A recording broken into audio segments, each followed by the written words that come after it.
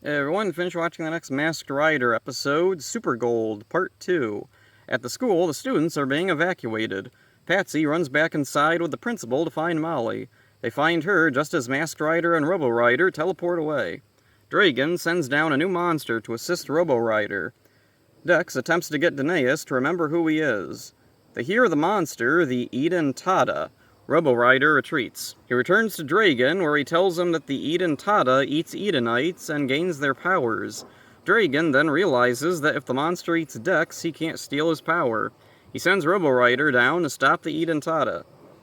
The Eden Tada makes Bob Pappenbrook noises and then threatens to eat Robo Rider. Despite this, Robo Rider convinces it to hide in a cave. The Eden Tada tunnels under the Stewart house. Dex rides Combat Chopper to stop it. To Dex's surprise, Dragon's minions come down to stop it as well. Their squabbling causes some magma to burst forth. Dex tries to escape, but Robo Rider shows up and fights him. Eventually, Dex manages to wound Robo Rider and his memory returns. Danaeus is back to normal. He gives Dex a crystal from King Lexion and explains that it will allow him to become Super Gold. He activates the Super Gold powers and goes to defeat the Eden Tada. It runs away and Dex finds a bomb set. He contacts Combat Chopper to stop the monster while he disarms the bomb. They're successful and they all celebrate at the Stewart house.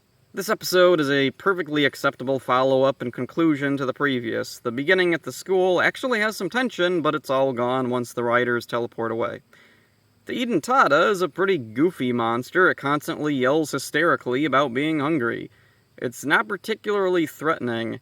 It also can materialize a bomb from its mind. How? Why? The magma subplot goes nowhere. I don't know why it was brought up at all. Nefaria says to Count Dragon that the Eden Tada is the natural predator of our kind.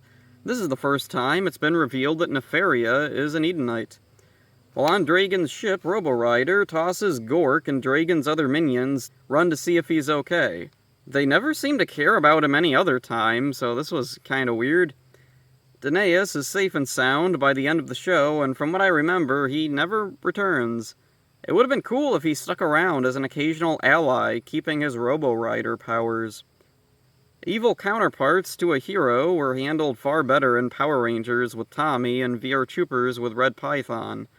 Masked Rider is just too silly, but not silly enough. There's some potential drama drowned out by the comedy, and the comedy just isn't extreme enough to stand out on its own. So yeah, that's it for this one. It's a perfectly average episode of Masked Rider. It's kind of unfortunate that...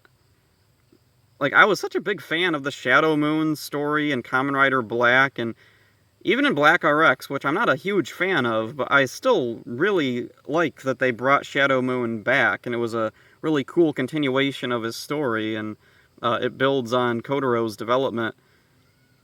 And over here, it's just a bunch of goofy stuff happening until the episode ends, and it doesn't really stand out at all. If it wasn't for Shadow Moon in Kamen Rider Black, I would not remember Robo Rider at all. In fact, I didn't remember Robo Rider before going in to rewatch these episodes. I can never remember Robo Rider's name. I was racking my brain before watching the last one, trying to remember, what was he called? Was he called Shadow Rider?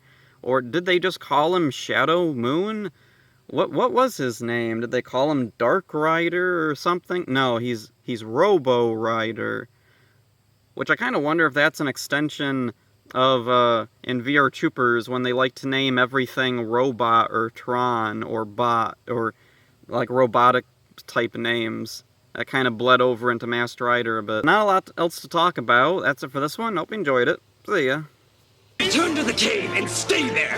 All right, who'd want to eat you anyway?